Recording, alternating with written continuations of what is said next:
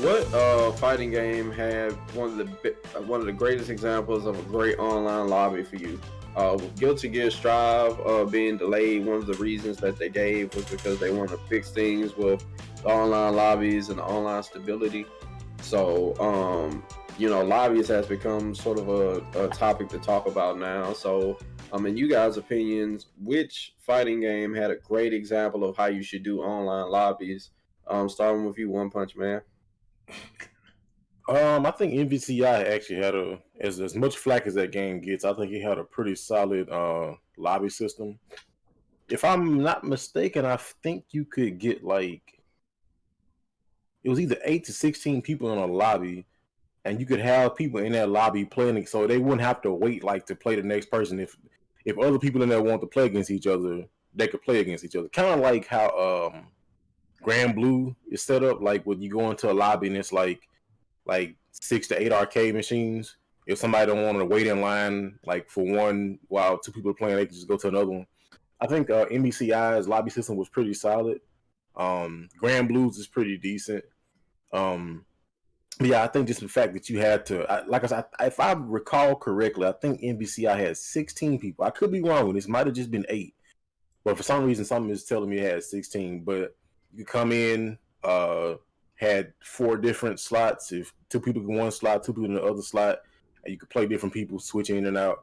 I think that should kind of be a standard of like fighting game lobbies. Like instead of just having to wait for 2 people to get done, if you want to come in there with your boys or whatever, or if let's say there's a even like Dragon Ball Fighters is kind of the same way. Like you can come in and there's but they only have 2 slots though, so you can only have 2 sets of people fighting at the same time.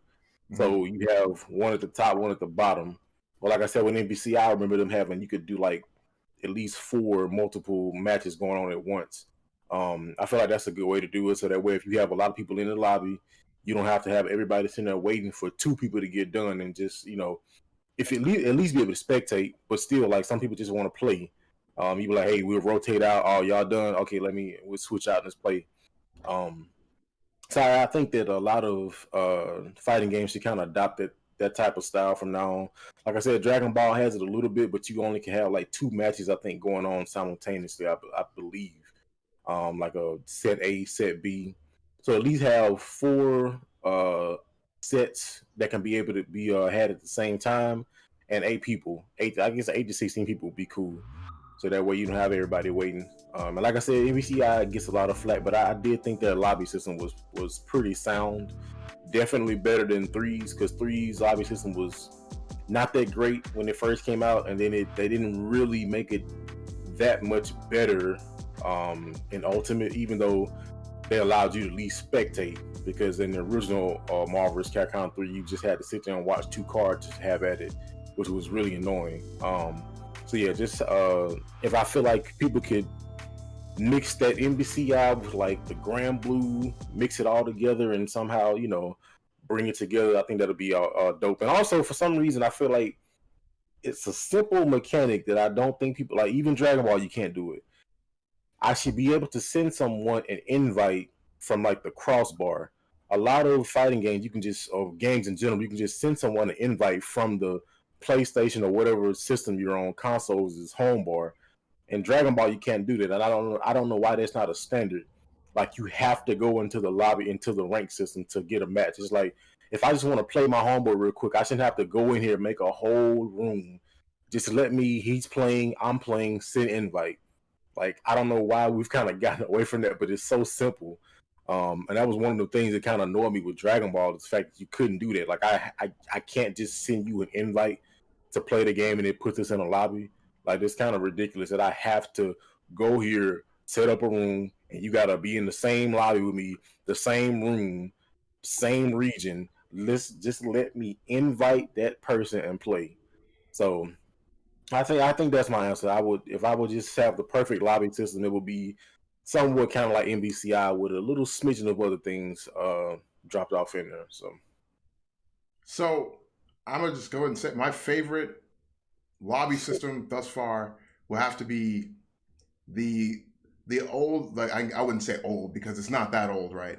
The previous Arc Systems lobby system, like Devin mentioned before, for like Grand Blue and the Guilty Gear games, where you basically just go into a room and there's a bunch of arcade machines, and you don't necessarily have to wait for anybody. You can go to another arcade machine, or you can just sit there and wait and spectate your friends playing and stuff. Like it's up to you, but you have choices. You have other venues that you can use to have fun. I think that's the most important thing about a lobby system, is that number one, you shouldn't have to sit there and wait. You shouldn't have to just sit there and be like, all right, well, is it my turn yet? Every single time. I know people are kind of tired of that, the whole I gotta wait in line kind of thing. Like I'm at the DMV where I gotta sit here and wait my turn. I gotta take a number and just I was like, number 32, number 32. And I was like, no, I don't want to do that. I want to go and jump on an arcade machine with whoever's free. Somebody, I'm sitting there by myself. Who wants to play? Who's got next? And then somebody runs up, we play a match, and we like win or lose. We either decide that we're going to play another match, or I'm decide that this person is obviously way out of my league, and I tip my hat and go home. Something like that. Either way, it's supposed to be fun for everybody involved. I think that was one of the reasons I didn't like the Guilty Gear Strive lobby system. I felt like the lobby system that they had before that they established earlier was great. It was immaculate, because not only was it cool to look at, it was aesthetically pleasing in the first place. But in addition to that, it worked very well. You could have a bunch of people in there, and everybody's people can idly do stuff, like people can do push-ups and stuff like that, like just random things. And of course, you have the arcade machines in the back, and you can jump on an arcade machine and play your friends. It was good for tournaments.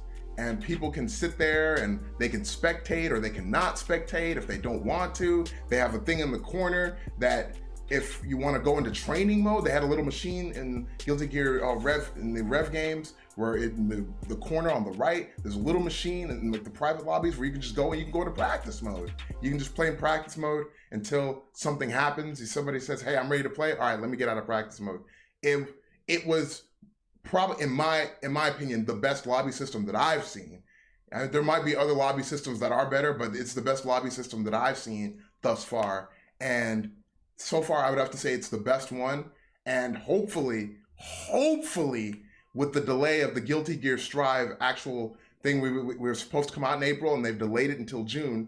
So hopefully in June, we see a vast improvement to the lobby system. And dare I even hope for them to just completely scrap the lobby system and go back to the previous lobby system. So yeah, that's what I'm hoping for. Fingers crossed.